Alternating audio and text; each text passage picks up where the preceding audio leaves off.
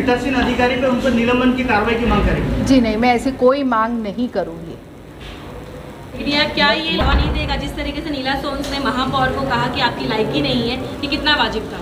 देखिए, मैंने कहा कि महासभा में, मैं तो फिर कहती हूँ कि ऐसे गुस्से में कोई वर्ड्स निकल जाते हैं, हम उसको सभा तक ही सीमित रखते हैं, न बाहर लाते हैं, न एक दूसरे को बाहर आके हम सब वापस भूल जाते हैं और वापस हम सब अच्छे एक दूसरे के मित्रता से ही रहते हैं और यही होना चाहिए, यही राजकारण है। सभा में हम लड़ेंगे, ये हमारा अधिकार है, बाहर आके फिर हम एक हैं। लेकिन सदन की गरिमा करके बिल्कुल सदन की गरिमा रखनी चाहिए। मैंने कहा कि जिससे भी आज ये गरिमा छूटी है, जिस अपशब्दों का प्रयोग किया गया है उसकी मैं निंदा करती हूँ, लेकिन उसको खींच-तान के उसके लिए निलंबन की कार्रवाई करने की मांग नहीं करूँगी। लेकिन ये एक ओर से तो नहीं हुआ है, दोनों ओर से हुआ है। आपने भी बोला है उनको, ऐसा नहीं है कि उन्होंने वन साइड किया है। बिल्कुल, तो गरिमा का ध्यान आपको भी रखना चाहिए। बिल्कुल, मैंने कहा ना कि ये गुस्से में निकले हुए वर्ड्स है, ना मुझे खींचने हैं आगे और न मैं उस पर कोई निलंबन की मांग करूँ। अच्छा, रही बात एसटीपी की, तो जो एसटीपी के बारे में बात हुई, आपका भी निजी एसटीपी प्लांट है जिसमें नगर पालिका के बिना मंजूरी के जो प्रोसेस है वो किए बिना आपने कनेक्शन कर दिया है। जी नहीं, हमें बार बार रिक्वेस्ट भेजा गया था कि अब हमारा एसटीपी प्लांट वहाँ चालू हो गया है और हमारे पास मटेरियल पूरा नहीं पड़ रहा है, तो आप या तो अपने एसटीपी को डायरेक्ट वहाँ ज्वाइन कर लीजिए या हर एक सोसाइटी को रिक्वेस्ट करिए कि वो प्रॉपर्टी कनेक्शन ले, ताकि वहाँ हमारे जो एसटीपी का प्रॉब्लम आ रहा है, वहाँ जो मटेरियल पूरा नहीं आ रहा है, उस पर हम कुछ काम कर सकें।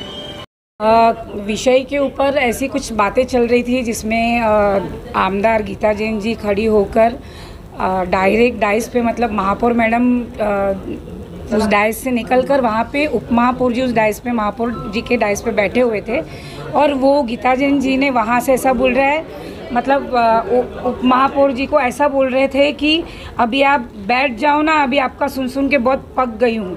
तो मैंने सिर्फ इतना बोला था कि ये बोलना आपको शोभा नहीं देता, आप भी आमदार है। अगर मैं ऐसा कहूँ कि आप भी कब से बोल रहे हो, आप पक गए हैं, बैठ जाओ, तो कैसा लगेगा?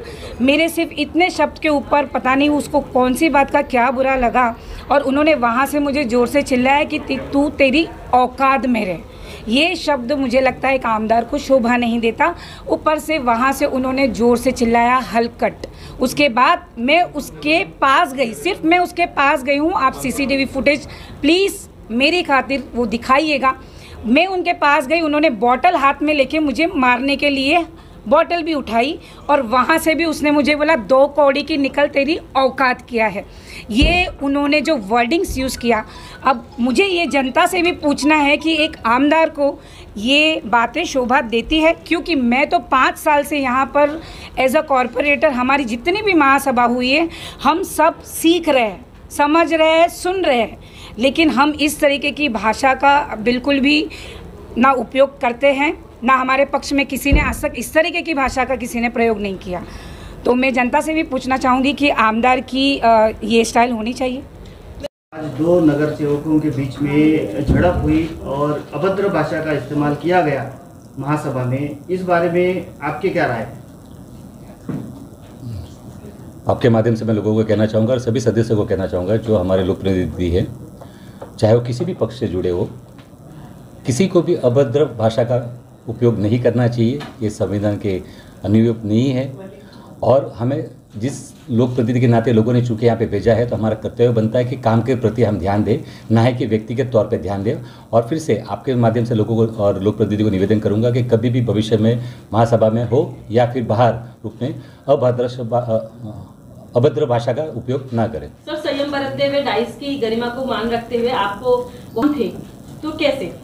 आपका काफ़ी उचित सवाल है, लेकिन मैं ये कहूँगा कि जो इस तौर पे कुछ क्षण के लिए या कुछ मिनटों के लिए मैं एज ए पीठासीन अधिकारी वहाँ पे था, अधिकार उनके हाथ में भी थे, या पीठासीन अधिकार जिसमें मैं चाहता, यानी पीठासीन अधिकार के तौर पे मैं किसी सदस्य को दुर्व्यवहार के लिए, अभद्र भाषा के लिए, गैर व्यवहार के लिए उनको मैं कम से कम, जहाँ तक मुझे जानकारी है, 15 दिन की या 10 दिन की ऐसे उनको निलंबित कर सकता था। लेकिन मुझे ऐसा अनुचित नहीं लगा।